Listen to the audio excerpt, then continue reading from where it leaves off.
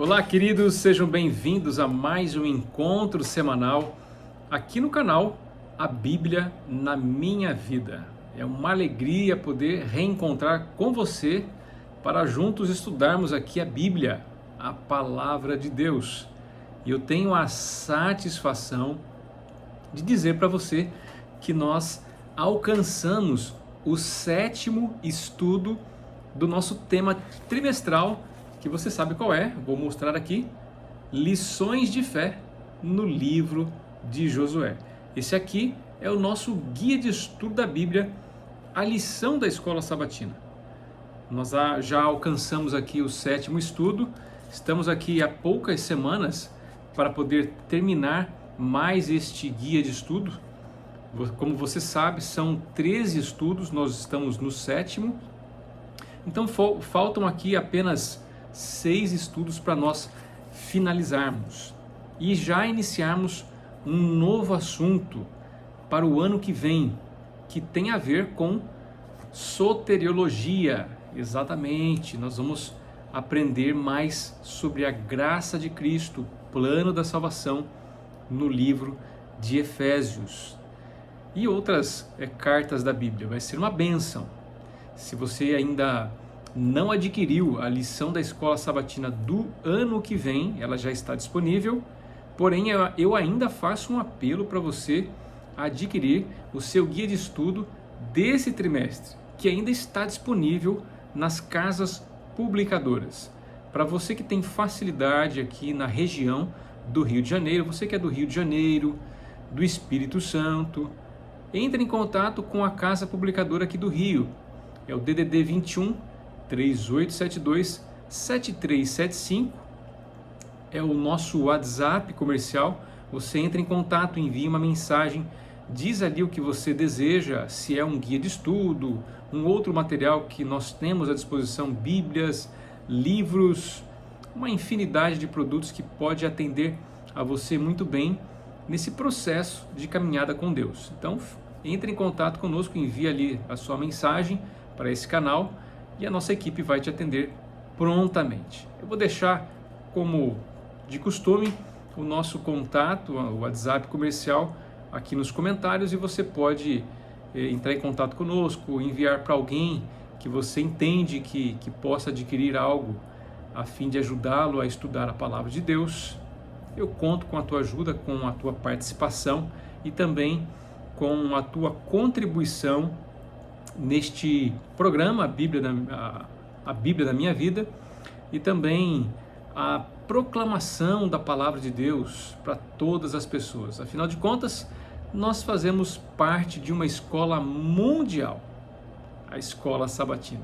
Deus abençoe a todos e vamos aqui juntos recapitular o estudo de número 7, que olha só, olha o tema do estudo 7, lealdade suprema, adoração em zona de guerra. Tá aqui, ó. Olha aqui o tema de número 7, vou deixar aqui na tela para vocês darem uma olhadinha. Mateus capítulo 6, verso 33, traz um princípio extraordinário, muito importante. Diz assim, e é Jesus falando: mas busquem em primeiro lugar o reino de Deus e a sua justiça, e todas estas coisas lhe serão acrescentadas. Ou seja, qual é o mais importante a fazer diariamente em nossas vidas? Qual é a atitude, qual é a ação mais importante que nós precisamos realizar diariamente em nossa vida? Buscar em primeiro lugar o reino de Deus e a sua justiça. Se nós não fizermos isso, o que vai acontecer? Acontece uma desconexão. A gente se desconecta de Deus, a gente se desconecta ou se afasta de suas promessas, e a nossa vida, para a nossa interpretação, passa a ficar sem sentido, sem significado, sem propósito. E as narrativas que nós vamos estudar aqui no livro de Josué, eles trazem esse conceito de uma forma, de uma maneira que você realmente não pode imaginar. Você já buscou a Deus em momentos de grande angústia? Certamente que sim. Você já buscou a Deus em momentos em que você teve medo? Você já buscou a Deus em momentos em que a vida parecia muito difícil para você entender as circunstâncias da vida? Certamente você procurou a Deus nesses momentos. Em outras ocasiões felizes da nossa vida, a gente tem o costume, o hábito de se esquecer de Deus. E esse é um problema que nós não podemos incorrer. Mas nas narrativas que nós vamos ver aqui de Josué, Josué e o povo de Deus, eles buscaram ao Senhor em tempos de guerra. Interessante, né? Em tempos de guerra. Imagine você dentro de um território desconhecido, inimigo, e orando a Deus, realizando um culto de adoração, com o perigo de levar ali, quem sabe, naquela época eu acredito que eles usavam uma flechada, né? De repente receber uma invasão. Josué fez isso com o povo de Israel. No momento em que ele adentrou a terra de Canaã, eles iniciaram ali o procedimento de conquista da terra, ou reconquista. Eles iniciaram um processo de adoração. Eles fizeram um culto de adoração, que tinha como objetivo renovar os seus votos com Deus. Maravilhoso isso! Então, na parte de sábado aqui, o autor da lição ele coloca uma frase bem interessante. Ele diz o seguinte: estudaremos alguns momentos importantes durante a conquista da terra prometida, nos quais Israel se reconsagrou ao Senhor. Ou seja, eles obedeceram ao princípio máximo do relacionamento com Deus, que é buscar o Senhor em primeiro lugar. Eles não poderiam iniciar um processo ali militar de estabelecimento na terra prometida sem primeiramente se reconsagrar, se entregar, renovar os seus votos para com Deus, diante da aliança com Deus. E o capítulo 5 aqui de Josué, ele traz algo interessante. O primeiro momento vivido ali por Israel tinha a ver com rituais. Na verdade, a adoração a Deus realizada pelo povo de Israel tinha muito a ver com rituais. Não eram rituais no termo em que nós conhecemos hoje, porque infelizmente rituais hoje soa estranho, né? Soa como se fosse algo diferente, algo como se envolvesse obscuridade, misticismo, magia, enfim, feitiçaria. Não. O ritual no qual Israel adorou a Deus tinha muito significado. E tinha a ver também com a transmissão de valores que eles receberam e deveriam repassar para as próximas gerações. Então aqui na parte de domingo, primeiro a aliança, no capítulo 5 do livro de Josué, nos versos de 1 a 7, nós vemos aqui o primeiro ritual, né, que nós estudamos nessa semana. Eu estou falando aqui da circuncisão.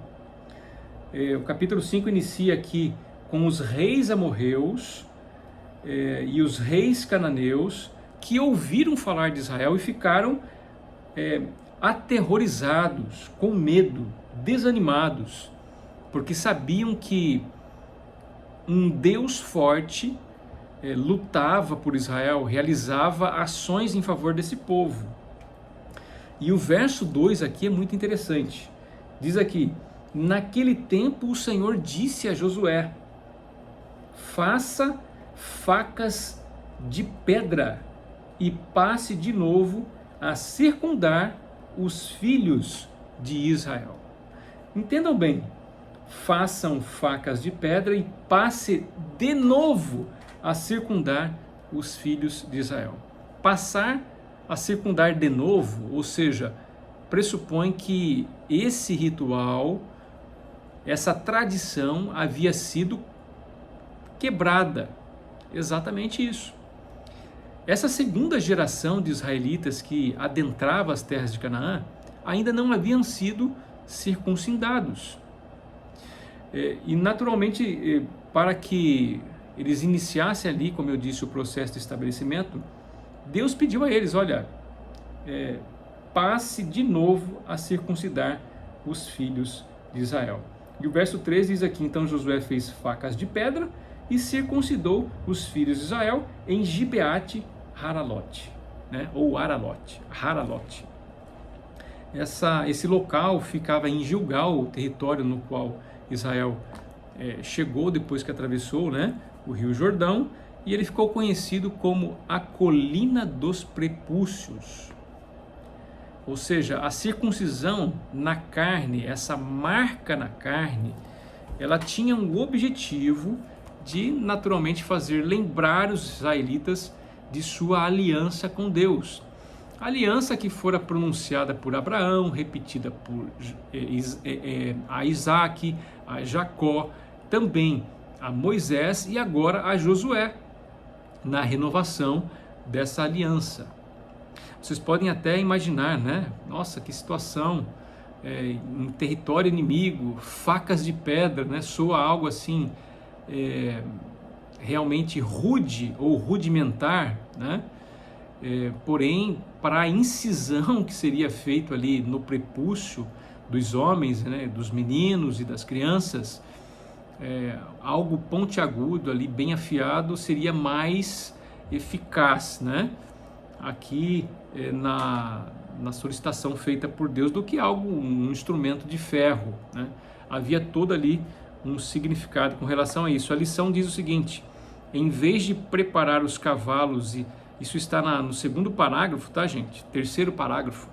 Em vez de preparar os cavalos e afiarem as espadas, eles se dedicaram a um ritual que deixou a maior parte da força de combate vulnerável por pelo menos 3 dias, né?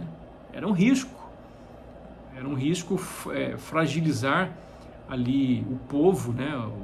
Principalmente os combatentes de guerra, na circunstância em que eles estavam, por um ritual que iria naturalmente deixá-los aí fora de combate por pelo menos 3 dias. A lição também deixa bem claro aqui, no primeiro parágrafo, antes que a nova geração pudesse se envolver na tomada do território, ela precisava estar totalmente ciente de seu relacionamento especial com o dono daquele território. A renovação do sinal da aliança veio como uma resposta ao ato miraculoso e de graça de Deus ao guiar Israel em segurança através do Jordão. Então a situação aqui envolve um sinal de aliança. Esse sinal de aliança era a circuncisão, que já fora pronunciado e solicitado a Abraão lá atrás, e veio se perpetuando aos descendentes de Abraão. Numa situação em que eles ficaram escravizados no Egito, e ao saírem de lá peregrinaram aí 40 anos, né, no deserto até chegar à terra de Canaã. Uma geração morreu, a segunda geração ainda não havia passado por esse ritual. Então era necessário que eles relembrassem, não só relembrassem desse ritual para renovar os seus votos, como também o praticassem. E deste ritual a gente extrai o princípio cristocêntrico pronunciado pelo próprio Senhor Jesus, que diz: busquem em primeiro lugar o reino de Deus e a sua justiça, e todas estas coisas lhe serão acrescentadas. Portanto, nós vemos aqui que, renovando os votos de fidelidade a Deus por meio da circuncisão, Israel estaria trilhando no caminho de Deus. Na parte aqui de segunda-feira, existe um outro ritual, uma outra celebração. E esta celebração é a Páscoa. A Páscoa, além de uma tradição, ela é uma ordenança. A Páscoa é o símbolo do cordeiro sacrificial, ou seja, que em realidade é Jesus Cristo. A Páscoa ela foi celebrada no Egito ali por ocasião da 10ª praga, em preparação para poder sair do Egito, numa circunstância em que eles haveriam de celebrá-la com pressa, né? Deveriam comer a Páscoa, que era um cordeiro sacrificado, com todos os rituais envolvidos e com todos os elementos adicionais, todos eles eram significativos. Os versos aqui de Josué capítulo 5, verso 10, principalmente diz o seguinte, Josué 5, verso 10: enquanto os filhos de Israel estavam acampados em Gilgal, celebraram a Páscoa no dia 14 do mês, à tarde, nas campinas de Jericó.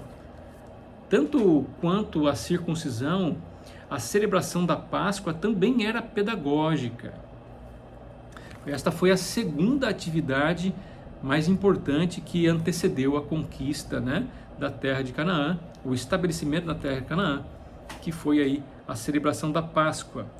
Conforme o autor da lição menciona aqui, no parágrafo 1, a Páscoa, no meio do parágrafo, a Páscoa remete à noite da 10ª praga, conforme Êxodo 12, quando o anjo do Senhor matou todos os primogênitos do Egito e poupou os israelitas. Em seguida ocorreu a saída do Egito, a travessia do Mar Vermelho e a jornada pelo deserto. Por outro lado, a história da segunda geração começou no deserto. Isso é o segundo parágrafo, o autor dizendo. Lá no finalzinho ele complementa: junto com todos os atos anteriores, a celebração da Páscoa marcou o início de uma nova era na história de Israel. Então nós vemos aqui que a Páscoa, de um modo assim bem básico, né, porém extremamente importante, ela ecoa uma substituição.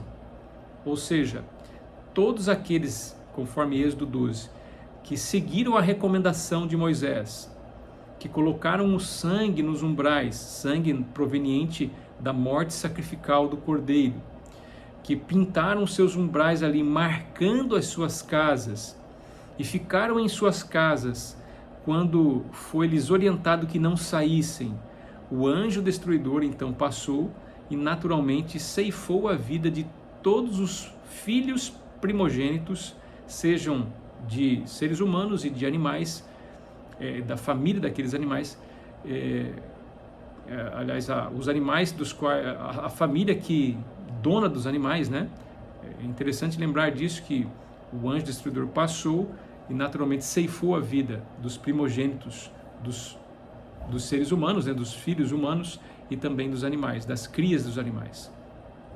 Com esta atitude, naturalmente combinando juízo e também a pedagogia para Israel, o juízo sobre o Egito, né? E também a pedagogia para Israel, eles deveriam lembrar que houve substituição da vida de um primogênito por um cordeiro pascal. E naturalmente essa simbologia é aplicada a Jesus Cristo, o substituto vicário de todos aqueles que confiam na graça para a sua salvação. Isso é o elemento básico, né, envolvendo aqui a celebração da Páscoa. Um outro detalhe também é que a Páscoa ela não só celebra a morte de Jesus, mas também celebra a sua ressurreição e a sua futura segunda vinda. Então, quando nós celebramos a Páscoa, que até hoje é celebrado ali o ritual da Páscoa, né? Nas igrejas cristãs, nós celebramos isso por meio da Santa Ceia, né? A ceia ali, ela relembra a ocasião em que a Páscoa foi comida, né? Não só pelos israelitas, por meio da morte do cordeiro sacrificial, mas como também foi comida por Jesus, né? Entre os seus discípulos, antes dele ser sacrificado na cruz do Calvário. Então a gente vê algo muito interessante aqui. Até hoje a Santa Ceia, quando é praticada, ela relembra a morte sacrificial de Jesus, a morte vicária de Jesus, substituinte de Jesus, e também nos condiciona a confiar no seu poder de ressurreição e na sua segunda vinda, onde haverá o quê? A terminação por meio de um juízo divino. Então isso aí realmente marca a nossa vida ao aprendermos a celebrar a Páscoa como se deve. Então a Páscoa não tem a ver com chocolates, com coelhinho, isso é uma atitude comercial. A Páscoa sim tem a ver com o povo de Israel, com o que aconteceu no Egito, com aquilo que Jesus relembrou e comeu com os discípulos, e hoje nós podemos relembrar, fixar em nossa mente a fim de confiar nas promessas do Senhor. Amém? Vamos lá, dando sequência aqui na parte agora de terça-feira, altares de renovação. E aqui, naturalmente, a gente vai para Josué capítulo 8, nos versos 30 e 31. Abra aí a sua Bíblia, é importante você abrir a Bíblia, eu estou com a minha Bíblia aberta aqui, você vai conferindo os textos que eu estou lendo, comentando aí em sua casa, onde você estiver, que é importante. Então, no verso 30 e 31 aqui, diz o seguinte: então Josué edificou um altar ao Senhor, Deus de Israel, no monte Ebal, como Moisés, servo do Senhor, havia ordenado aos filhos de Israel, segundo o que está escrito no livro da lei de Moisés, a saber, um altar de pedras toscas, que não tinham sido trabalhadas, com instrumentos de ferro. Sobre esse altar ofereceram holocaustos ao Senhor e apresentaram ofertas pacíficas. Então, por que Josué construiu um altar no monte Ebal? Tem aqui até a pergunta: qual foi a motivação de Josué para construir um altar para o Senhor? Compare com Deuteronômio capítulo 11, versos de 26 a 30, versos de 27, de 2 a 10. Como são vários versos aqui, a gente não tem todo o tempo para ler, mas eu faço um convite a você que leia esses versos paralelos, Deuteronômio capítulo 11, versos de 26 a 30 e capítulo 27, de 2 a 10, que justamente fazem um paralelo textual aqui, a base para o que Josué praticou, porque na verdade Josué estava obedecendo uma instrução, uma recomendação dada aos líderes de Israel, por Deus. Então Deus orientou a Moisés, Moisés orientou aos líderes de Israel, e Josué agora em seu processo ali de renovação de votos, de fidelidade como líder de Israel, ele estava orientando ao povo que fizesse o mesmo. E tem um detalhe: a construção de altar é algo muito significativo. Noé fez isso depois que saiu da arca. Aí gerações depois, Abraão fazia isso nos locais em que ele passava. Era não só uma tradição, mas era um ritual muito significativo para a liderança de Israel. E Abraão não foi israelita, Noé também não foi israelita, o povo hebreu, o povo de Israel surgiu da descendência de Abraão, a gente sabe disso, mas essa tradição já existia. Demarcar o território ali, o marco espiritual da peregrinação de uma pessoa ou de um povo, um marco espiritual da vitória, da renovação, era simbolizada pela construção de altares. Inclusive eu tenho até uma pergunta para fazer a você, eu vou responder daqui a pouco. Por que Deus escolheu o Monte Ebal e também o Monte Gerazim para pronunciar bênçãos e maldições? Interessante, né? Por que ele escolheu o Monte Gerazim? O Monte Gerazim era pronunciamento de bênção, o Monte Ebal, pronunciamento de maldições. Por que Deus escolheu isso? Por que Moisés escolheu esses montes? Segura aí que eu vou responder daqui a pouco. E voltando aqui, a tradição de construção de altares tinha esse objetivo, né? Produzir ali um marco espiritual. De acordo com essa recomendação aqui feita por Moisés, que Josué praticou, né? Interessante que o altar deveria ser construído de pedras toscas, ou seja, pedras não trabalhadas, né? pedras brutas, e era para ser realizado um sacrifício ali, para então celebrar, né, o marco territorial. Então nós vemos aqui que Josué seguiu rigorosamente as instruções, né? Construiu o altar de pedras, o local definido com o Monte Baal foi respeitado, né?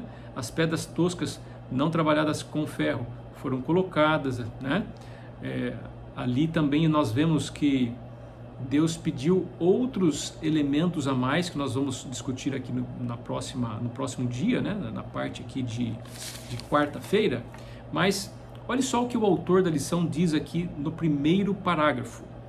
Na época dos patriarcas, os altares marcavam o caminho de sua peregrinação e se tornavam representações concretas de que aquele território que havia sido prometido por Deus pertencia a eles.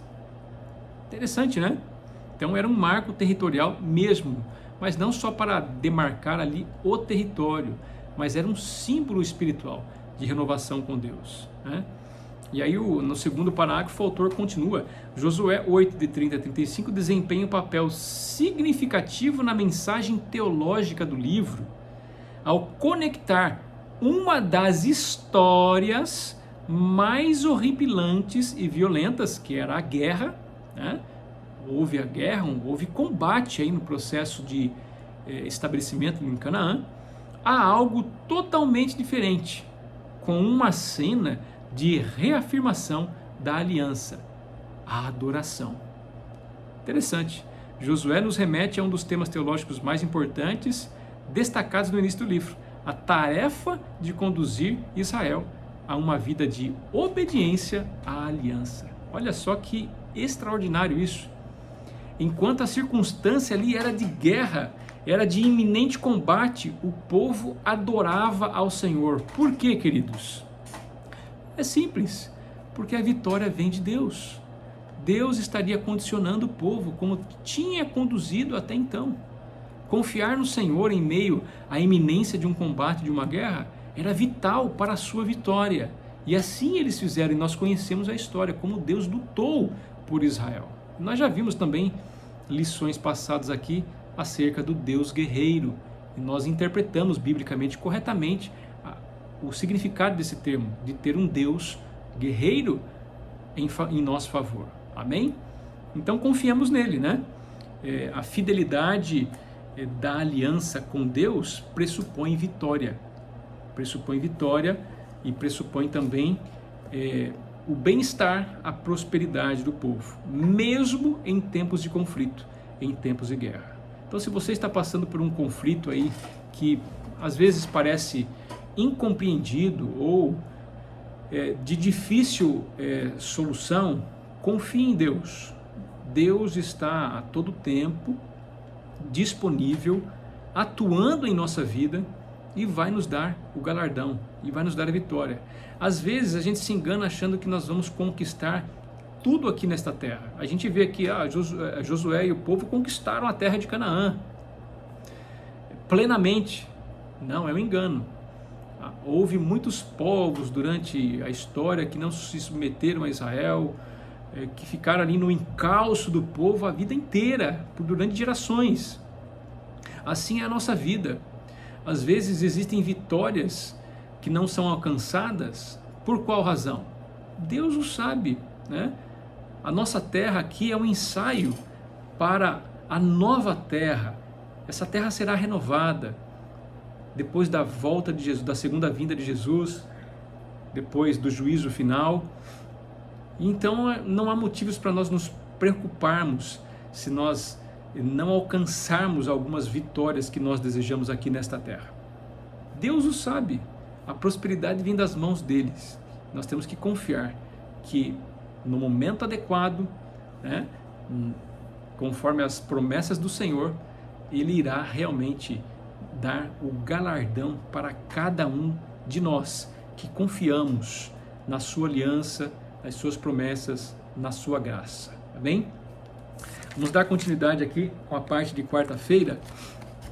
Escrito em pedras. Agora nós vamos responder aquela pergunta que eu fiz, né? Por que Deus escolheu, Moisés também escolheu ali, né, conforme a orientação divina, o Monte Gerizim para ser o local do pronunciamento de bênção e o Monte Baal para ser o local de pronunciamento de maldição. Interessante, né? Por quê? O que motivou essa escolha? Por que Moisés fez isso e recomendou isso à sua geração sequente? Tudo isso tem a ver com o tema escrito em pedras, né? Conforme Josué capítulo 8, versos 32 a 35, que nós vamos ler aqui, dar continuidade, né?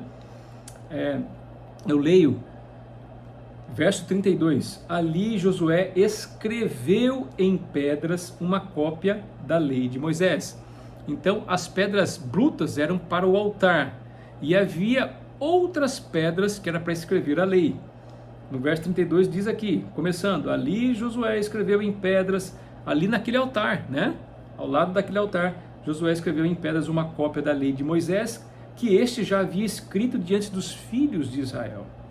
Todo Israel, tanto estrangeiros como naturais, como os seus anciãos, os seus chefes, os seus juízes, estavam de um e de outro lado da arca, diante dos sacerdotes levitas que levavam a arca da aliança do Senhor.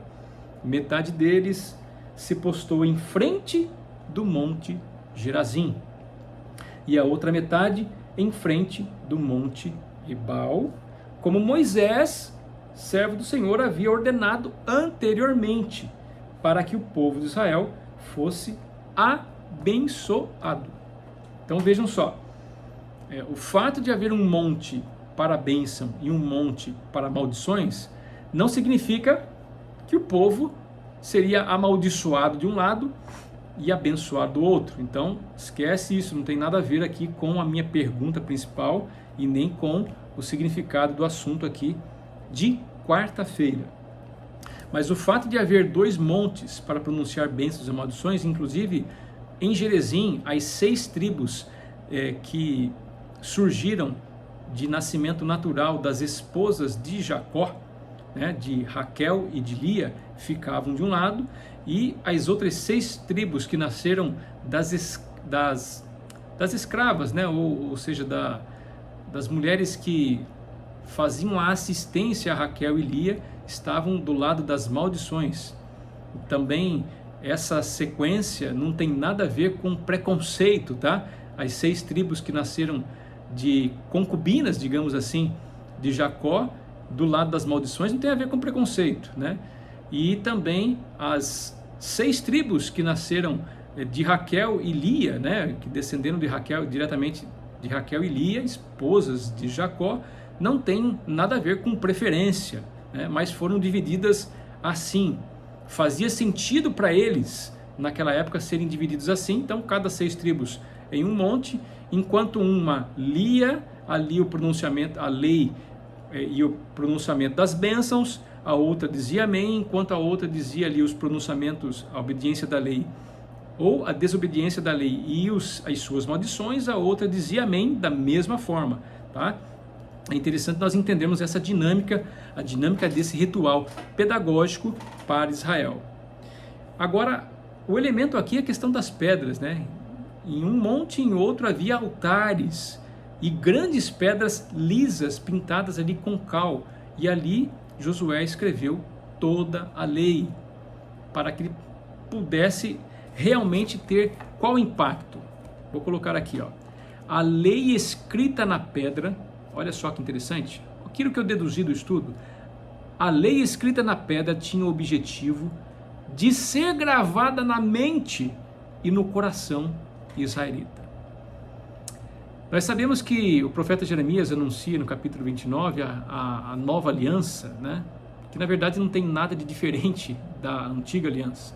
As duas são uma só em essência, com formas diferentes. Jeremias diz que Deus gravaria a lei no coração e na mente das pessoas. Só que desde a época do povo de Israel, quando havia ainda rituais simbólicos para expressar a lei e a aliança, a lei já tinha esse objetivo. Então aquelas escritas em grandes pedras lisas, em um monte Gerizim, no monte Ebal, tinham o objetivo o quê? De despertar os israelitas para que o conteúdo, aquela mensagem, ficasse gravada na sua mente e no seu coração, mesmo escrita em pedras. Então, meus queridos, qual era o objetivo?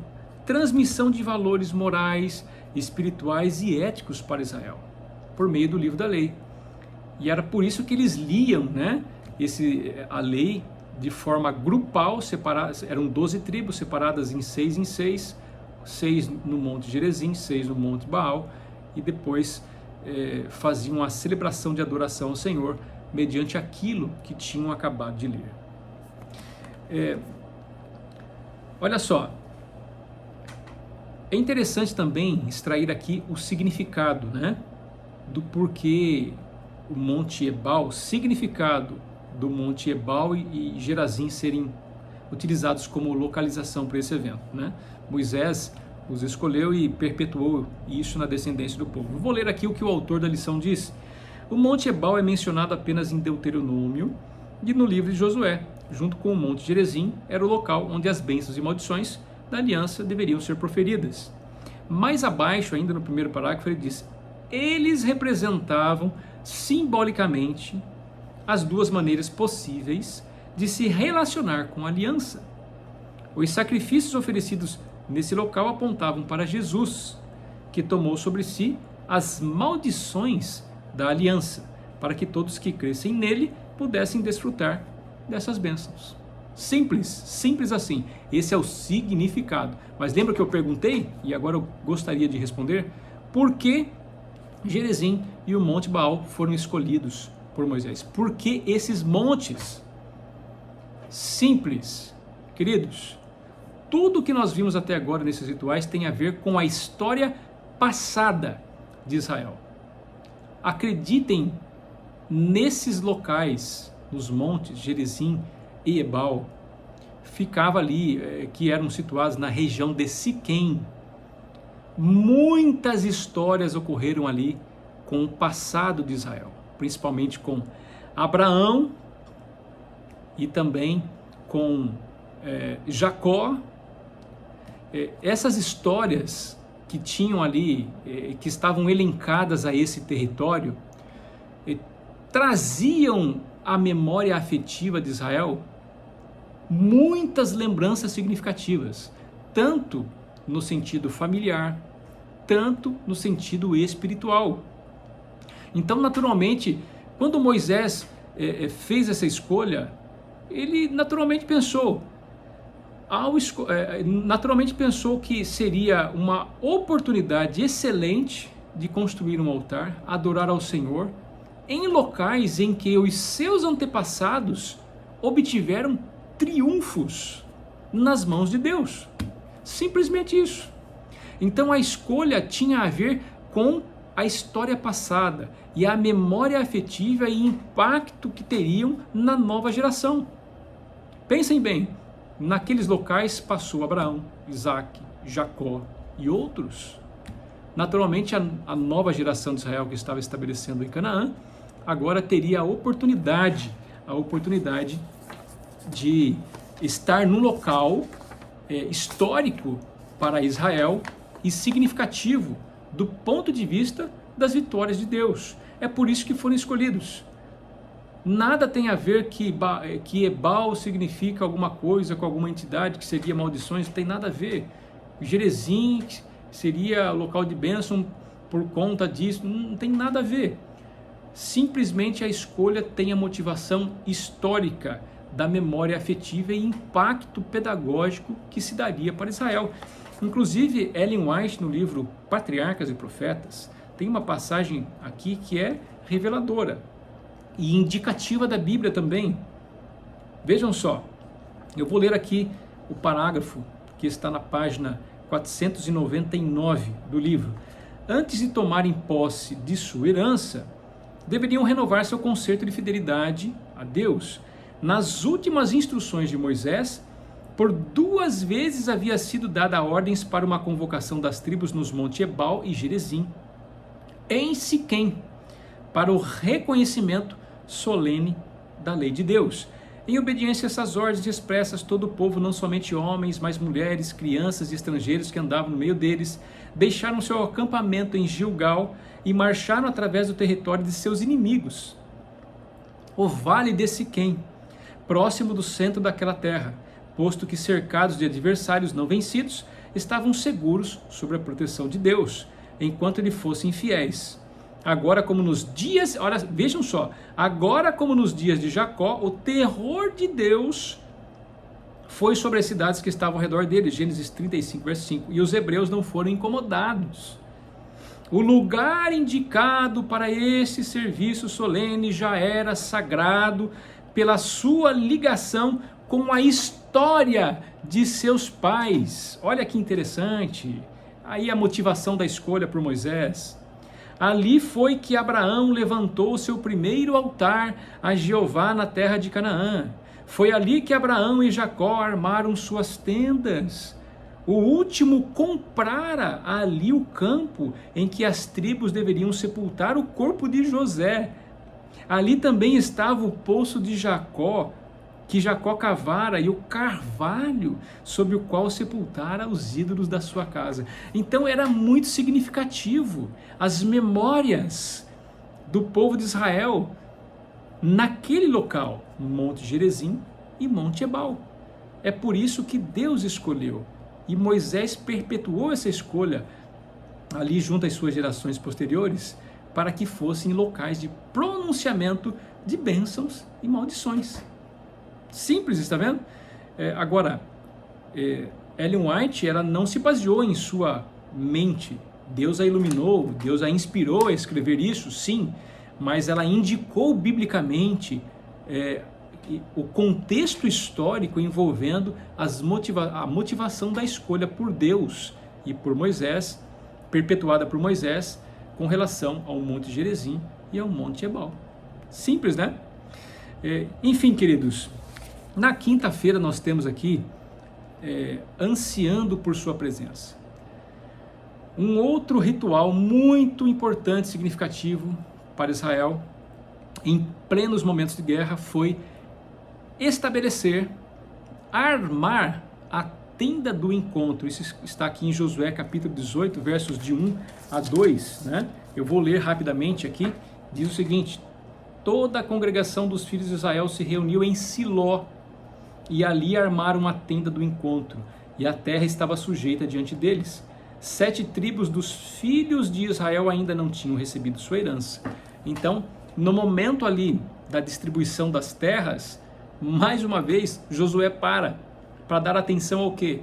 Vamos armar a tenda em Siló, a tenda do encontro, ou seja, o santuário terrestre ali, o santuário israelita, o tabernáculo terrestre. Era uma tenda, um local ali de encontro dos sacerdotes e sumos sacerdotes e o povo para adorar a Deus por meio dos sacrifícios ritualísticos. Por que Moisés fez isso? Mais uma vez, queridos, mais uma vez, por meio do simbolismo, eles queriam trazer em suas mentes e em seu coração a realidade da presença de Deus entre eles. E por, naturalmente, fenômenos sobrenaturais, Deus se fazia presente nessa tenda, por meio da fumaça, da nuvem que cobria o tabernáculo, por meio de presença visível através de fumaça, não que Deus seja fumaça, não que Deus seja nuvem, mas ele utilizava os elementos da natureza para se comunicar de modo sobrenatural com os seus filhos. Isso é extraordinário, uma maravilha.